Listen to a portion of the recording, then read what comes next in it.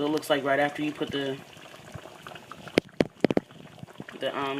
soup in there and some water.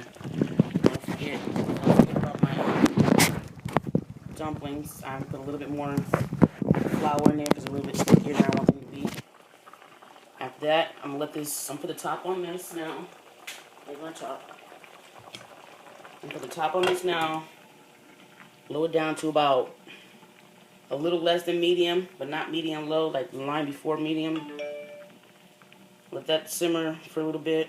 Start working on my dumplings, and then in the meantime, you can be working on whatever your side dishes are. I'm making white rice and maybe some cornbread, maybe. I don't know if I want cornbread.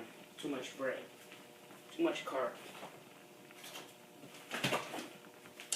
But it'll be white rice and a vegetable. So that's chicken and dumplings.